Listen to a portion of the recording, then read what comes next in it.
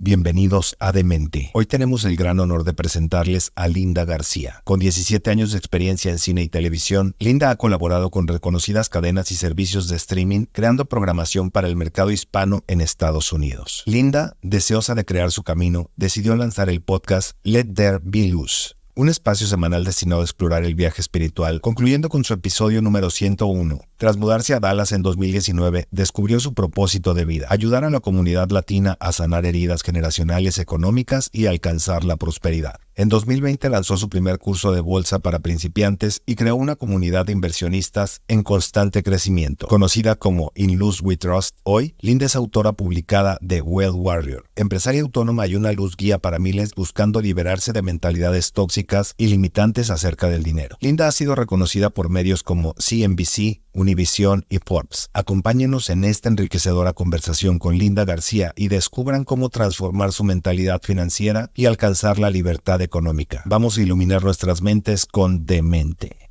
Bienvenida, Linda García. Hello everybody, Mauricio Garcia here with another episode of the Demente podcast. Today we have Linda Garcia. Thank you so much for making the time to join us today. Have a conversation. How are you? I'm doing great. Thank you so much for having me. Absolutely. Well, listen, mindset is everything. And I was listening to a lot of your social media posts and reading your bio and just everything that you've gone through, which explains a lot about, your passion for what you're doing in terms of wanting to educate the Latino community in terms of how to leverage the stock market, right? And how to really conquer their financial goals through investing. But I want to today focus mainly on the mindset. Like if we go back, I did read that you stopped living with your parents, and I don't know how deep you want to go into this but I know that sometimes these are the things that create those emotional stirs in people, right? That it ignites many different things. So you stopped living with your parents, right? You became mom at age of 14. Yeah, stopped living with my parents at 12 and became a mother at 14. Mm-hmm.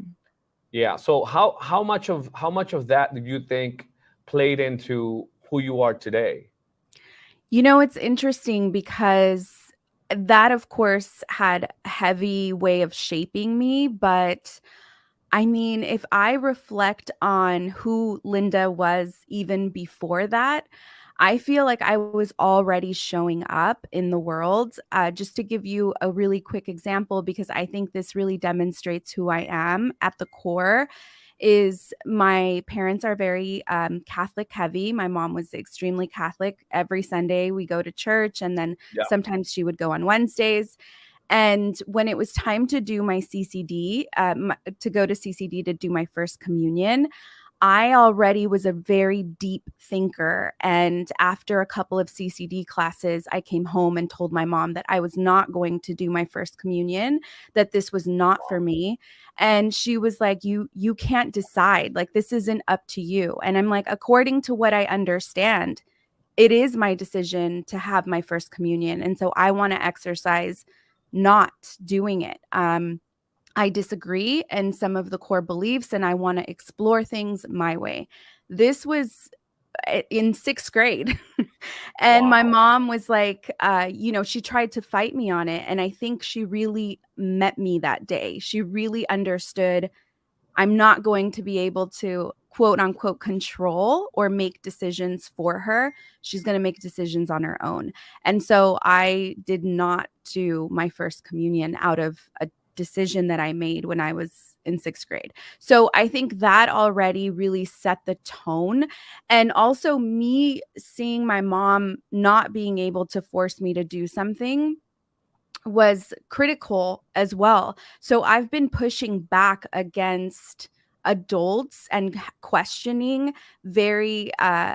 questioning systems for as long as I can remember.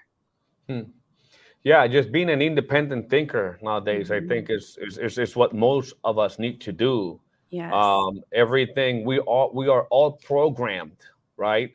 In ways. So if we don't think about why we believe what we believe, then it's just my humble opinion. That's why most people go through life, zombie-like. It's just like, I'm gonna do that because that's the thing that's always been done. And if you just do that, you're never going to really have breakthroughs per se, because you're thinking like everybody else. Okay, good to know that. So you started questioning everything, and I want to go into with that particular moment where you were enlightened, like somebody expanded your vision as to the power of investing. Take us to that moment where you first discovered the fascinating world of investing in the stock market, which became a passion and a mission for you. So I had broken through, quote unquote, Hollywood. I had been working at Lionsgate for very minimal pay. I was part of the team that launched Pantaleon Films, which was one of the first major Hollywood Latino studios. And at the time, I was only making $13 an hour while I was on a plane traveling with Will Ferrell, Garcia, Diego Luna. And I was in a place where I couldn't pay my bills. Like, I was making my dreams happen, but I wasn't able to pay for things. And so I really started to look deep down inside, and that, like, okay, my dreams are really coming true right now, despite the circumstances that I had growing up, despite all the things. But what is it about me that isn't able to attract money in the way that I need to attract money? Really quickly, after really thinking deeply about this topic, I then landed a job at Netflix. I went from making $13 an hour. Mind you, I was 32 years old at the time, so I was very underpaid. To $75,000 a year, which was really life-changing for someone making $13 an hour. It was like drastically different. I really quickly, within a matter of months, learned that I was the least paid person on the team, which is not surprising given the wealth gap, given that Latinas are the most underpaid. My colleagues were making $100,000 a year. And so I went through the proper channels to move forward with trying to give myself a raise of $25,000 in just starting my job. And I did that. So really quickly got a raise within, I want to say, the first 4 months of working there. And so now I'm making $100,000 a year. And I'm really trying to think about how I'm going to multiply this money, not make mistakes with this money, because it's the most money I'd ever seen in my entire life. And during that time, I had a colleague that was approaching me continuously, trying to educate me on Netflix stock and investing into Netflix. And I was so annoyed by the colleague. I think I was first annoyed because I was intimidated by the conversation. He was a white male, and I was insecure about having this dialogue with him. And I think he really picked up on that. He had a high emotional intelligence, and he began educating me and taking an educational approach. And then he did something that was, I think, life-changing. He showed me his portfolio, and I saw concrete numbers, and it clicked. And so I began investing in Netflix stock. At the time, post-split, the stock was trading at $23 a share. And I took $200 a month and I began investing. After the first year of taking $200 a month, my investment doubled. And then really quickly after that, tripled. And so I was mind blown, because I came from immigrant parents where my mom worked cleaning houses, babysitting, selling tacos, like everything she could do all at the same time. So my perception of making money is you have to work really hard. And so the stock market was destroying that thought.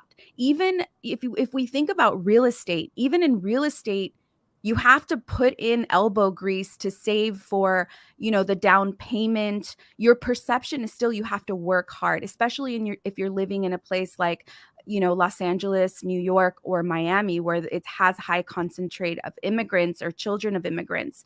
So it was really disrupting this notion of you have to work hard to make money.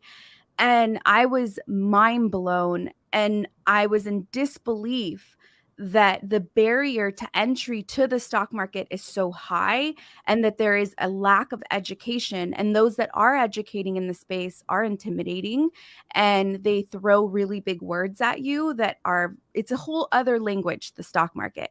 So the barrier to entry is just massive. And I started to self-educate on the stock market on the side while When you working. say, yeah, when you say massive, it's because of the lingo or because the dollar amounts required? It's not even the dollar amount, because the dollar amount is a perception. That is a false perception that may have been true maybe in the early 80s. But as soon as we started online, opening up NASDAQ and S&P 500, like opening up the New York Stock Exchange online, the numbers, that the barrier to entry was very small, minimal. Correct. Yeah. But so that's a perception. When I say massive, I think it's just the language. It's truly like learning a completely new language, and it can get very heavy in terms of the amount of research that you do to buy into one stock. So that's why the barrier to entry is big. And I'm not just saying this from my perspective. Only 15% of Americans are invested in the stock market directly, shareholders. Crazy. 56% have exposure via their 401k or Right. index funds, but that's Right. not direct shareholder. Those are two different things. Right. You're investing through a Vanguard, through a certain other funds. Is that what you mean too? It's like you're exposed to the markets, but not directly owning the Correct. stocks. You Yeah. don't own the stock, which that's a big a misconception as well. People think, oh yeah, I'm invested in the stock market. No, you're invested in Vanguard, or you're invested in BlackRock. You're invested in a business that owns the shares, that invests for you. You're not Right. invested in the stock market directly as a shareholder.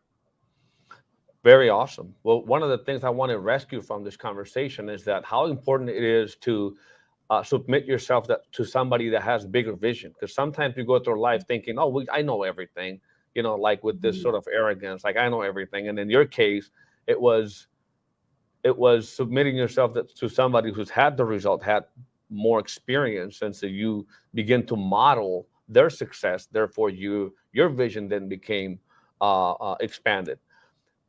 So that's great. Let's dive deeper into that, because this is probably one of the hottest topics nowadays. Everything's financial education, financial Sure. literacy. And what have you seen? I wrote down some of the stats, what blew me away, obviously. Sure. Only about half of a percentage, 0.4% of the stocks belong to Latinos. That's Yeah. compared to the 90% of the stocks owned by whites, right? It's massive disparity. Obviously, education is one key. What do you think is the biggest reason why, still to this day, with all the information available to us, Latinos continue to lag so much in terms of being able to be more active in the stock market? What have you identified? Absolutely. It's a scarcity mindset. Point blank, scarcity mindset. The inability to acknowledge that money is a tool, because we haven't been raised to understand that money is a tool and money can be leveraged. We assume that all debt is bad, and that it is a very finite amount. And that's not true. Money is actually infinite. And the way we create money in this country, or anywhere in general, is just simply through thought. And so if the thought is constantly, I have to work hard for money, I'm not good with money, money comes hard to us as communities of color, then that is the result that we'll see. And so the evidence of that is the strongest evidence that we have in communities of color. So it's really hard to think outside the box, right? It goes back to, I'm not going to do my first communion. This isn't for me as an individual. Like, to push up against Catholicism for me and my culture is a really big thing. It's a big hurdle you have to overcome. And so I think that the ability to process that and overcome other hurdles, it mirrors it. It's the same. We're so in our culture and in our way of thinking. And unfortunately, for so many of us, it's a very small way of thinking. Yeah.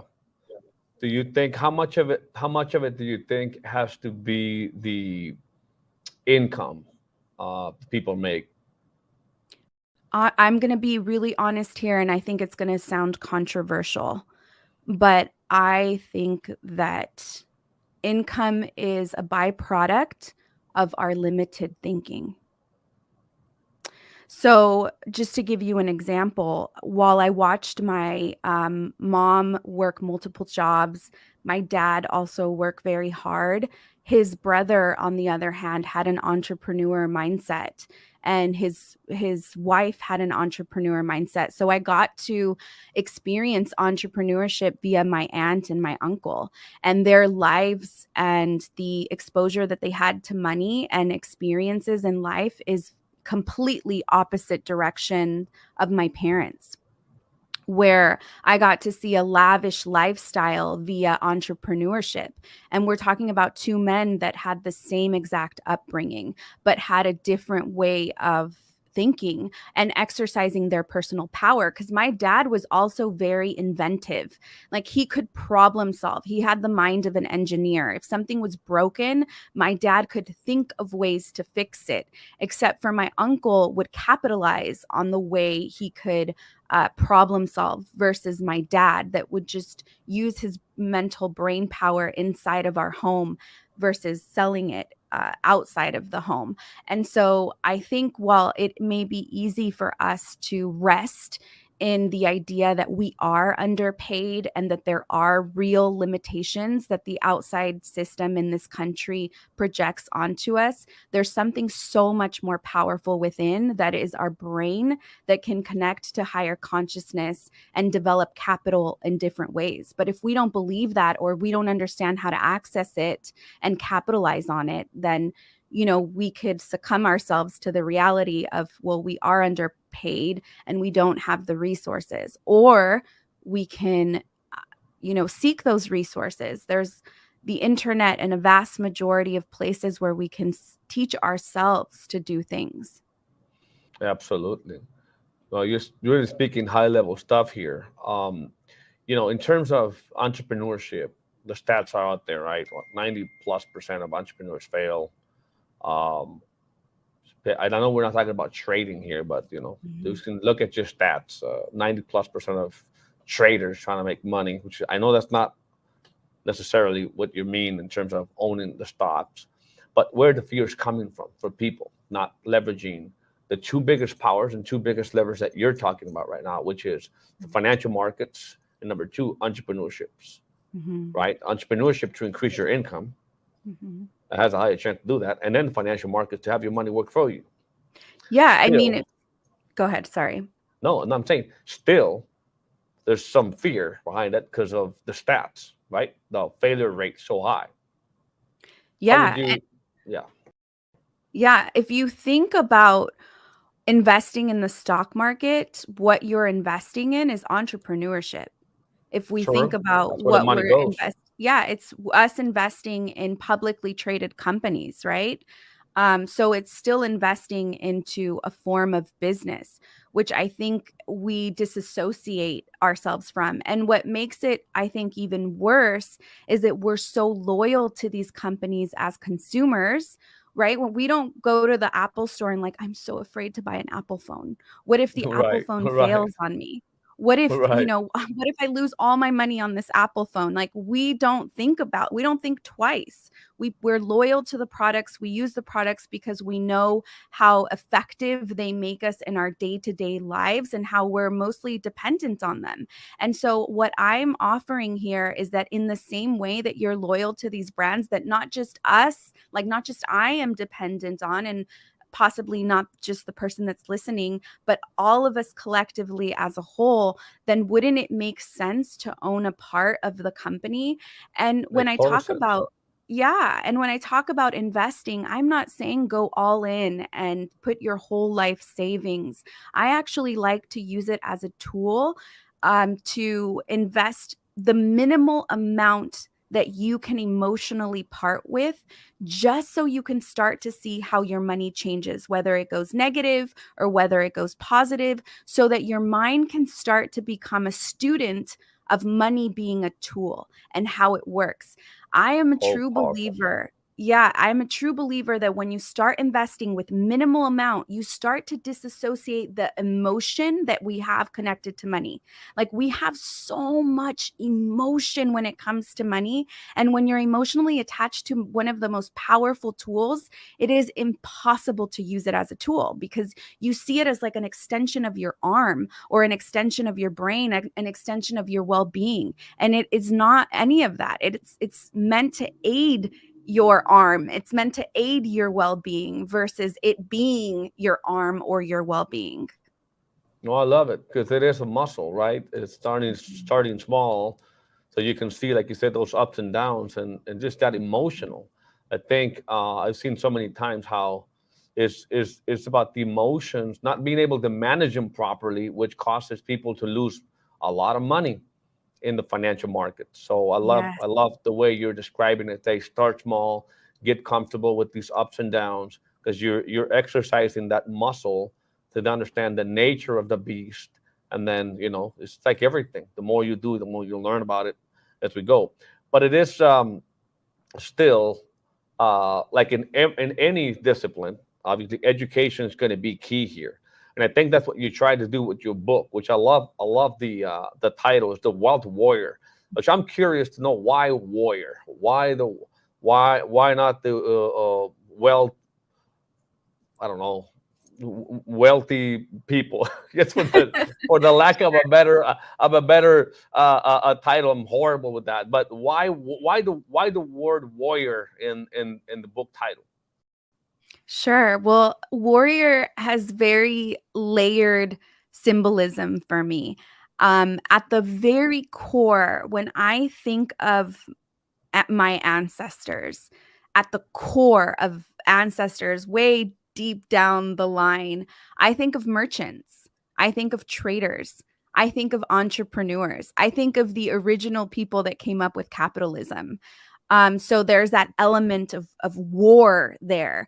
And then on a much more surface level, warrior to me is overcoming your mental limitations. So it's essentially going to war with the way your mind currently thinks. And Absolutely. yeah, and so it's this fight. That's really where the war is, right there in the mind. Mm-hmm. Absolutely. Yes. But I interrupted you. You were going into something. Yeah, I just really wanted to capture wealth also, because I know that wealth has now become very trendy. Like you said, financial literacy has been, But it's about time. When you it is. When you have 0.4% of Latino owning stocks, or 1.1% of the blacks owning the stocks, it was about time for that stuff to become trendy, and in style, for sure. Yeah.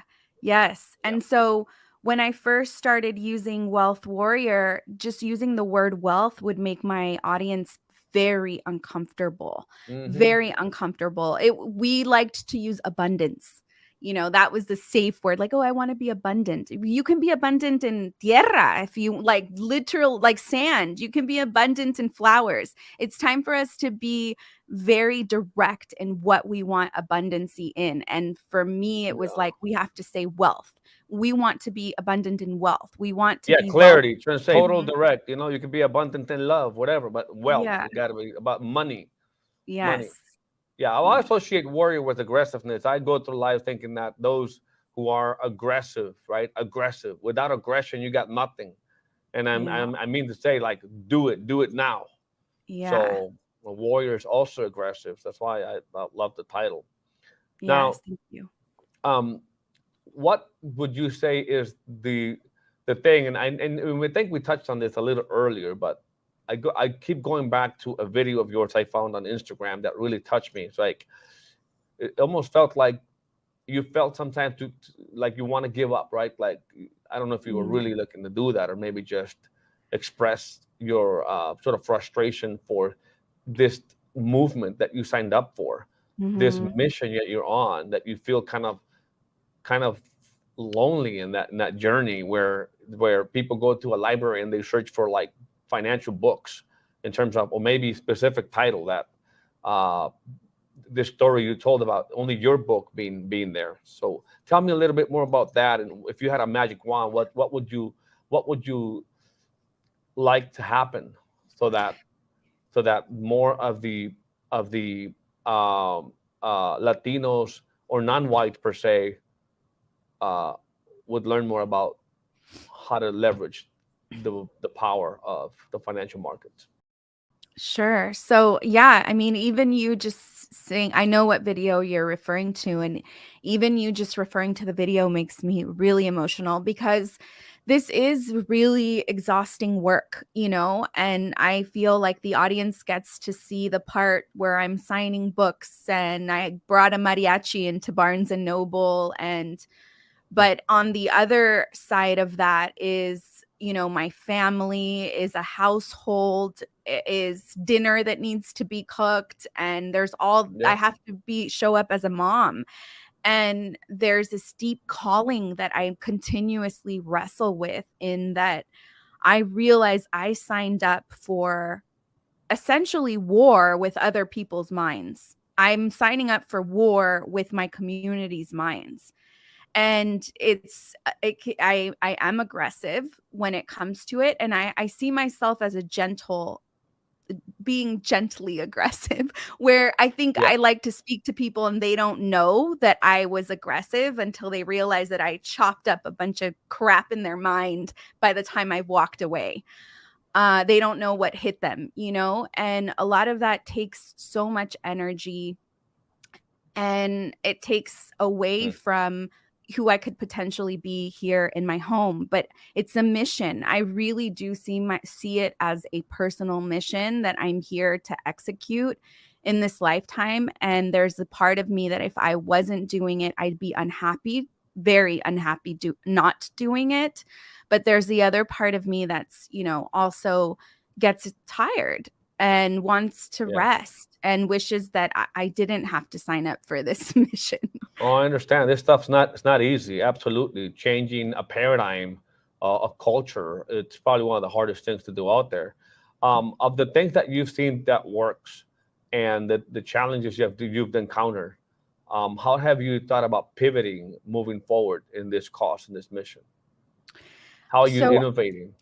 Yeah. So it's very interesting that you bring this up because it's something that I'm moving through right now. And I want to share this because I think it's very important, in that, the reason this all started is because I created a course that started to take off. And when I say take off, I mean take off. Like, I was generating anywhere, like at my biggest months were $170,000 a month.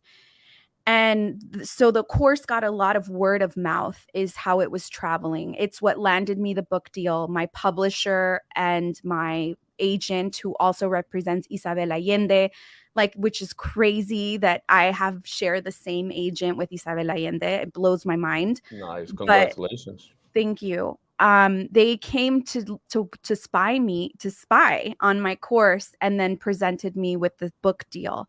And so at the core of who I am a storyteller. That's why I wanted to work in movies, because I've always wanted to storytell effectively to change minds. And so through the process of, I was giving my courses virtually live, and it was very draining. It took so much out of me. I paused for 2 years, and I took the advice of what traditional white entrepreneurs online would do, which is you have to record your courses and sell them pre-recorded. And during those 2 years, I was busy writing the book and doing other things. So it was fine. It was working. But the amount of revenue that was coming in from that was nothing compared to doing it virtually live, which meant that I was 10 hours with students, 5 hours one day, 5 hours the next day. And I had to pivot out of what extremely wealthy white women were doing effectively and efficiently. And I had to understand something that I think is very important that I haven't heard anybody talking about yet, which is, you know, we tend to follow the blueprints of those that are extremely successful in this country, which tend to be white males. And if we wanted to go even further niche and I wanted to listen to a white woman, then that's who I would listen to, because, you know, I'm going to, I'm surrounded by women that are making millions of dollars a month doing what I do in different areas. So I'm trying to quote unquote model their business blueprint. Who are those? Are you comfortable sharing who your role models are? Yeah, absolutely. So one of them is Brooke Castillo. She's white. She's not a Latina. She has the Life Coach School, and she has a whole set of students that are high grossing, high power women. So I'm involved. I'm getting licensed via her school. So there's a lot that I pick up via her school. I've also done Sophia Amoroso's a business school. So there's been a lot of exposure there to white women that Are are they in the making, same niche? Are they in the same niche of financial education, or they're just business? no, just business overall. So Okay. they educate on how to run a business, right? It can be any online topic that you have specifically. But what I have learned through this entire experience is the way that they evergreen and the way that they roll out their courses and they're pre-recorded, that does not work in our market. I have worked at it for 2 years, and I have begun to understand that their blueprint is not going to be my blueprint for scaling and success. And so I've decided to pivot. I came back live course last weekend, and the numbers that rolled in from that were shocking and incredible. And I was like, this is what works for my specific audience. My people want to be live. They don't want it pre-recorded. They want access. And here's what this reminds me of, because I used to write and produce television commercials on a local level. When I wrote and produced television commercials, I would do it for white businesses. And I would always tell my the business owners, you can't just expect for the Latina community to walk in here. You need to invite them. We don't go anywhere without an invitation, and we need to have a trusted contact that we can speak to. And once we develop, like if we walk into a car dealership and we have somebody there that has helped us through the process successfully, we will not only come back for the rest of our lives, but we will come back with everyone that we know, and we will sit right next to the person that we brought, and we will ensure that everything is going accordingly. And so those are nuances that are exclusive to our community. And so I think it's less about us adapting to white entrepreneurship and us understanding that there's specific nuances that we need to stay true to in our current businesses. So I'm pivoting back to how I started, which is always a great thing to do, especially during a recession or economic downturn.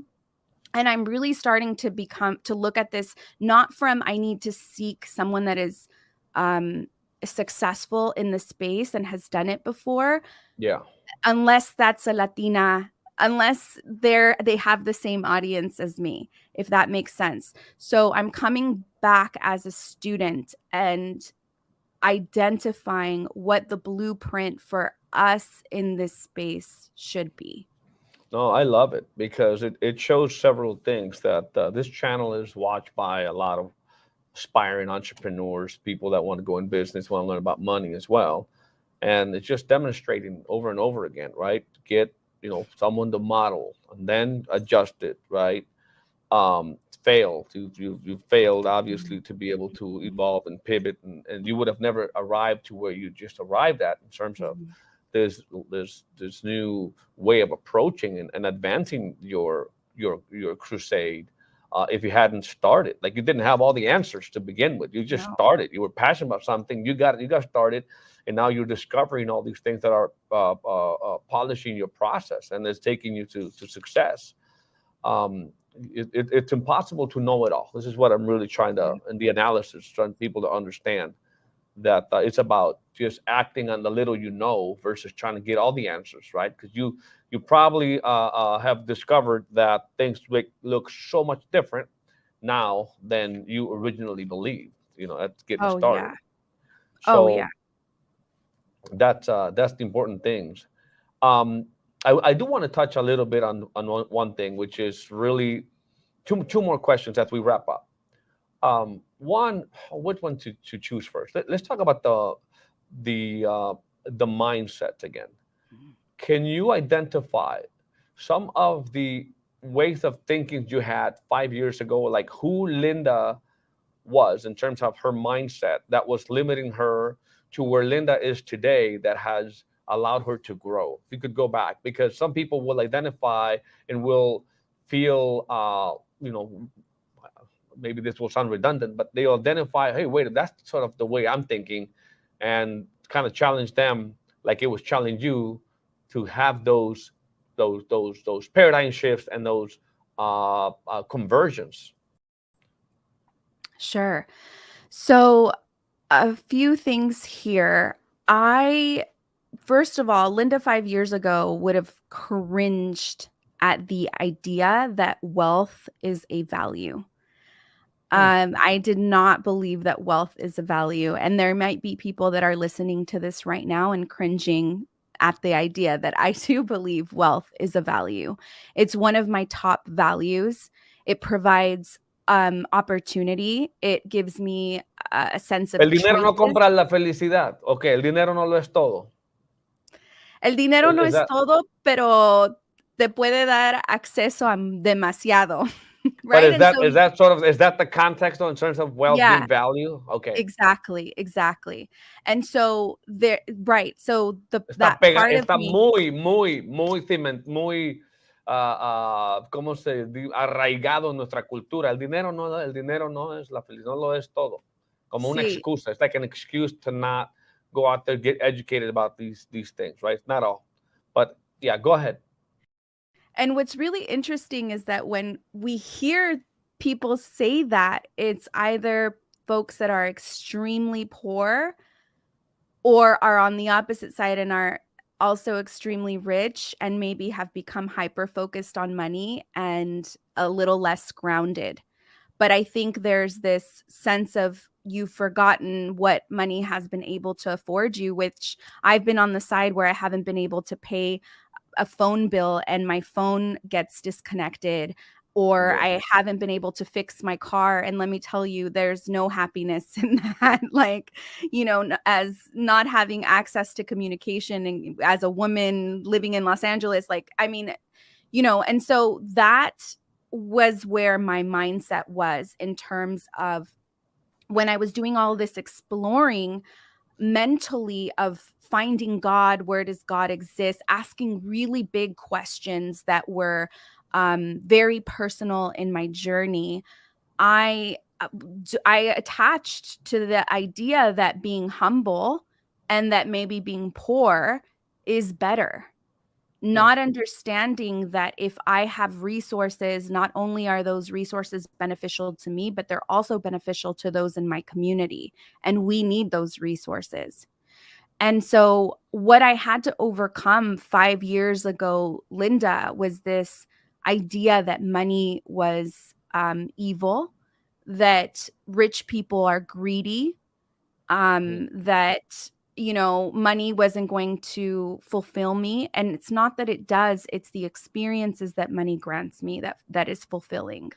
And so I really had to overcome that. And that was through questioning myself, asking really big questions internally, and then having those questions answered. I'm always so surprised by the answers that our own brain can give us. It is always so shocking to me. Like, I ask my brain huge questions, and within weeks, you know, I get the answer via thought, and I'm completely revolutionizing my perspective of life and how I'm Yeah. going to take on the next step. So crazy. And then finally, and thank you for sharing those ways of thinking. Finally, you know, you are an example of what it is to run with an idea, with the cause, learning abilities, changing the mindsets, and the market will reward you. You speak about Mhm. how surprised you are.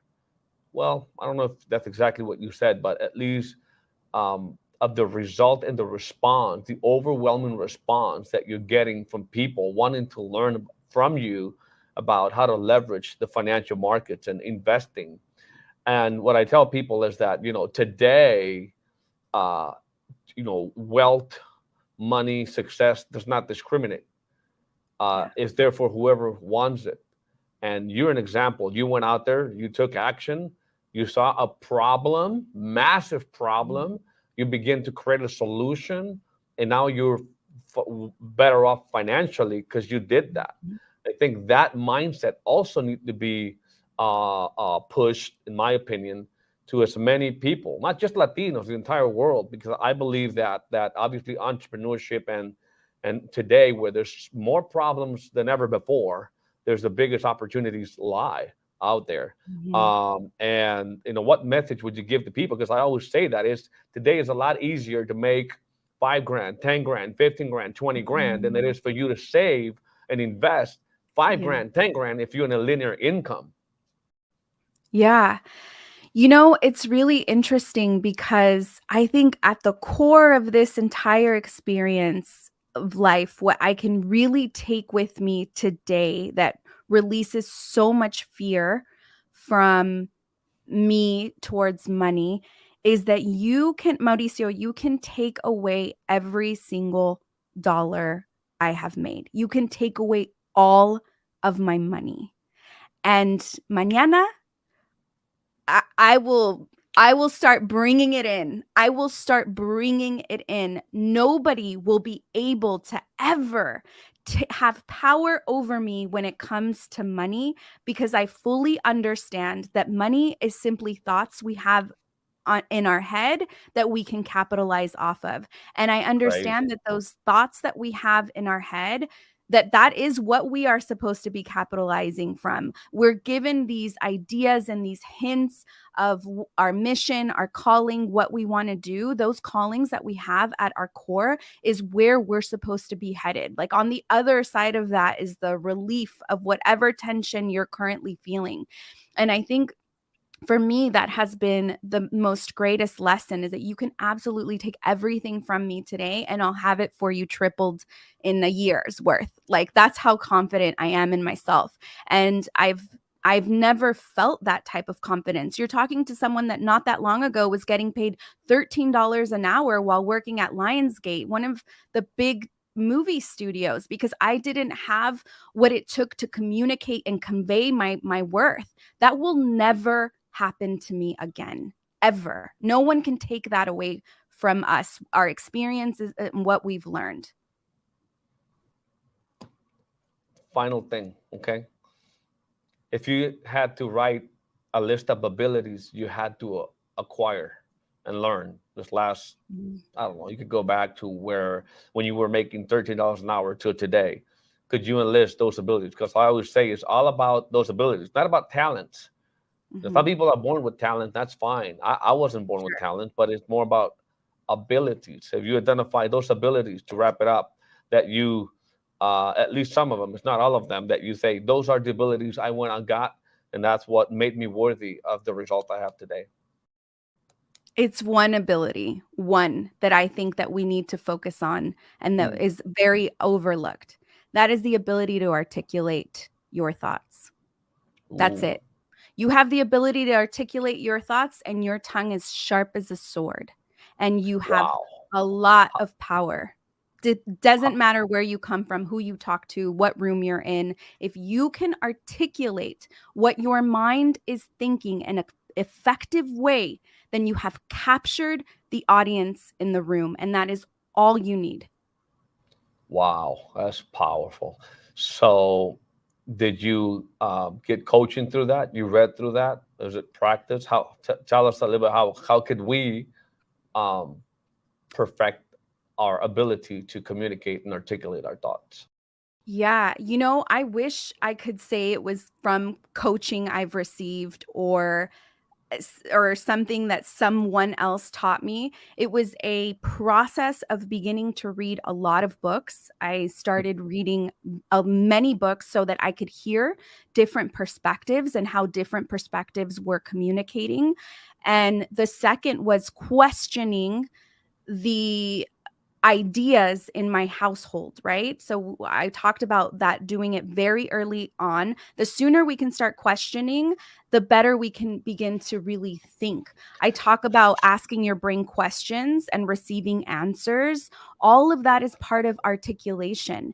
We are in an echo chamber right now where if we see an article or a headline in the news, everyone is like, I see it like everyone bumping against each other, trying to say the same headline and the same news, where no one's actually reading the article. And even sometimes for me, I dig down. Who wrote the article? What have they written before? And what's their perspective? Because I don't want to allow for an article to have power over the way I think. I understand that there's someone else on the other side of that article writing a perspective and maybe a bias that they have that they're trying to get me to adopt. So it's really the process of reading different perspectives and understanding that you don't have to adopt someone's perspective. No one has to adopt my perspective, but it's understanding that perspectives exist out there and that we have to develop our own.